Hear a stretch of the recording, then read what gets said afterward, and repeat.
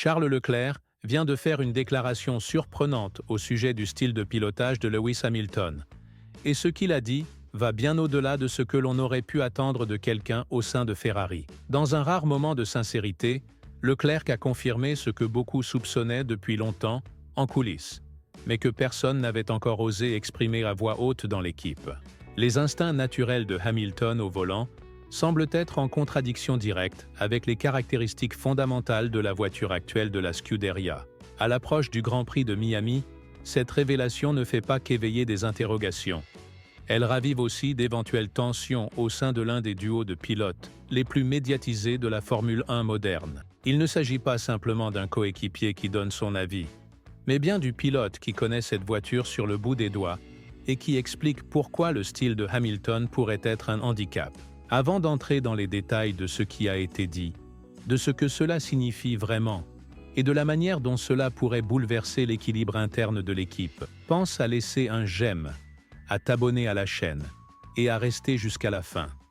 Car ce que Leclerc vient de dévoiler pourrait soit révéler le potentiel caché de Ferrari, soit déclencher un conflit interne bien plus profond. Commençons par les faits. Jusqu'à présent cette saison, Lewis Hamilton n'a pas réussi à devancer Charles Leclerc, ni en qualification, ni lors des courses principales. Rien que cela est déjà révélateur. La seule exception fut la course sprint à Shanghai, où Hamilton a brillé en trouvant les bons réglages, obtenant la pole position et remportant la victoire. Mais lors des week-ends de Grand Prix classiques, ses performances ont été inférieures, parfois avec des écarts notables. En Arabie Saoudite, par exemple, il a terminé avec plus de 30 secondes de retard sur Leclerc. Ce n'est pas de la malchance, c'est un signe évident que la connexion entre le pilote et la voiture ne fonctionne pas. Selon Leclerc, il ne s'agit pas simplement d'un manque d'adaptation ou de temps. Ce n'est pas une question d'effectuer plus de tours en simulateur ou de mieux assimiler les systèmes internes de Ferrari.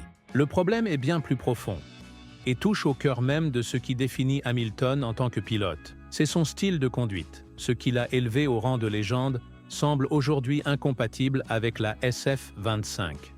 Leclerc a déclaré, je cite, « C'est toujours un défi quand on arrive dans une nouvelle écurie. Tout est différent. La voiture, les systèmes, les méthodes de travail. Mais Lewis remet déjà en question notre façon de fonctionner depuis des années. » Fin de citation. Cette phrase en dit long. Elle montre que l'approche de Hamilton, tant dans sa manière de piloter que dans son retour technique, pousse Ferrari à reconsidérer ses fondations.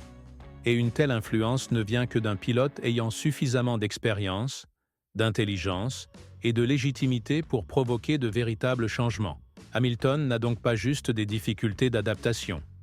Il pousse Ferrari à évoluer. Passons maintenant au cœur technique du problème. Le style de Hamilton repose sur des freinages tardifs, une rotation agressive de la voiture au point de corde et l'utilisation du train arrière pour maximiser la traction en sortie de virage. C'est un style instinctif, offensif et très efficace quand la voiture l'accepte. Mais la SF25 ne le permet pas. Elle exige de la stabilité dès l'entrée de virage, des gestes doux et une phase de courbe plus contrôlée et prévisible. Cette voiture reflète la philosophie que Ferrari a développée au fil de plusieurs saisons. Lorsque Hamilton applique ses réflexes naturels à cette monoplace, celle-ci réagit mal.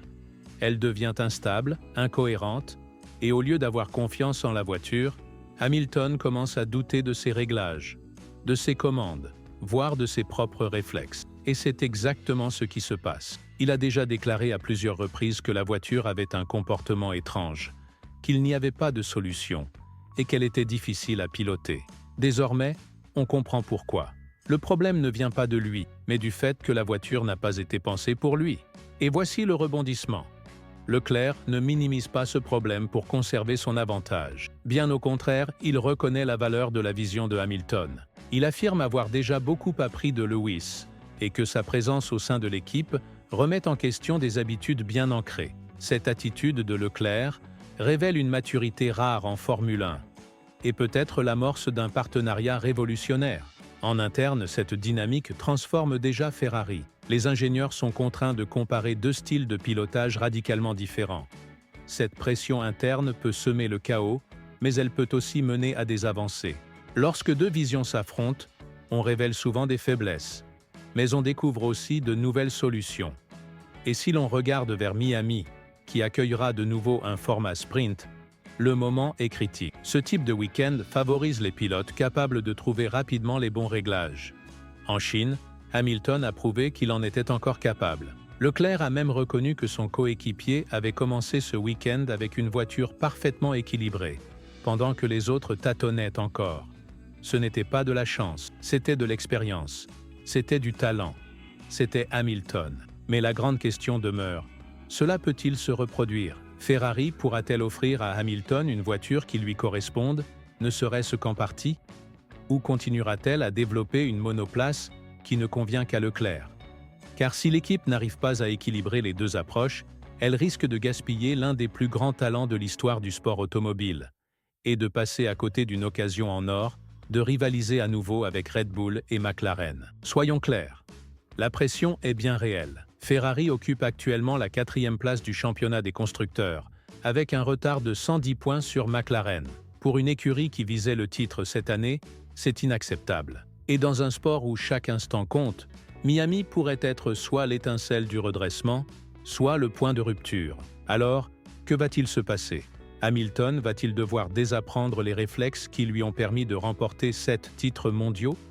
Va-t-il progressivement abandonner ses instincts pour se transformer en un pilote totalement nouveau, au volant d'une voiture qui ne répond pas à son ADN?